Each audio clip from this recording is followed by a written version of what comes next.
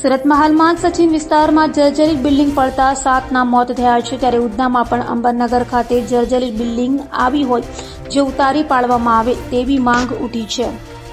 સુરતના સચિન વિસ્તારમાં એક જર્જરિત બિલ્ડિંગ તૂટી પડતા 7 લોકોના મોત થયા હતા, ત્યારે હાલમાં સુરતમાં અનેક જર્જરિત બિલ્ડિંગોમાં જીવના જોખમે લોકો રહી રહ્યા છે।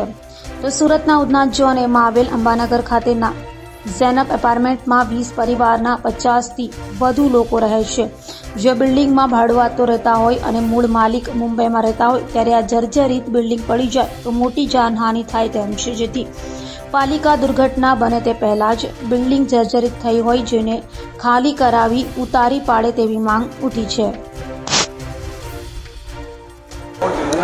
આપણને બધાને ખબર છે કે સચિનમાં 2 દિવસ પહેલાં જે હાદસો બન્યો અને જે તંત્ર કામે લાગ્યું અને 7 લોકોના મૃત્યુ થયા એક બિલ્ડિંગ પડી જવાથી।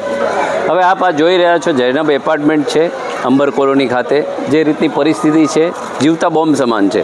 60 લોકો એમાં રહી રહ્યા છે।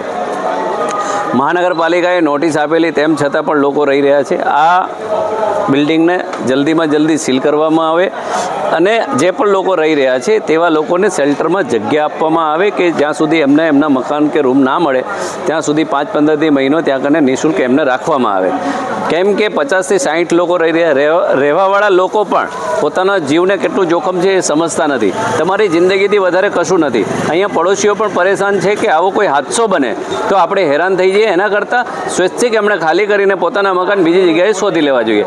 મહાનગરપાલિકાની ટીમ માત્ર નોટિસ આપીને સંતોષ પામે છે, પરંતુ એમણે કડક કાર્યવાહી કરવી પડશે, નહીં કરે તો મોટો હાદસો થવાની બિલકુલ સંભાવનાઓ દેખાઈ રહી છે અને હાદસો થયા પછી જો એનો કોઈ મતલબ નથી, એના કરતાં પહેલાં આપણે જીવ બચે તો એ કામ આપણે બધાએ કરવું જોઈએ। મારું નામ તસ્લીમ નાગોરી છે। આ બિલ્ડિંગની છે ને સોસાયટીને અમે મળીને બધા છે ને કમ્પ્લેન કરી છે। આ બિલ્ડિંગ આખી જર્જરિત થઈ ગઈ છે, 35થી 40 વર્ષ થઈ ગયા છે ને એમાં બધા ભાડૂતો રહે છે, તો એ લોકોને ખાલી કરવાનું બી એસએમસી કીધું છે પણ એ ખાલી નહીં કરતા।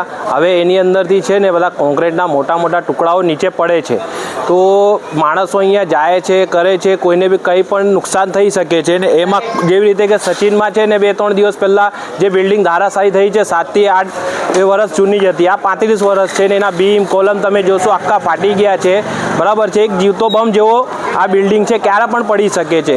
તો અમારી એ જ છે કે સોસાયટી બધી મળીને એ જ કહે છે કે આને અમે જેવી રીતે કે મારું ઘર છે, બાજુમાં 2-3 બિલ્ડિંગો છે, ક્યારે પણ આ પડી શકે છે, તો અમને નુકસાન થાય, આમાં જે માણસો રહે છે એ લોકોને નુકસાન થશે, બરાબર છે, દબાઈ જશે, કેવી રીતે આપણે કરીશું? તો અમારી એસએમસીથી વિનંતી છે કે આને ધારાશાયી કરે, અમારી બધાને ખાલી કરાવીએ તો કંઈ કામ થાય એની અંદર।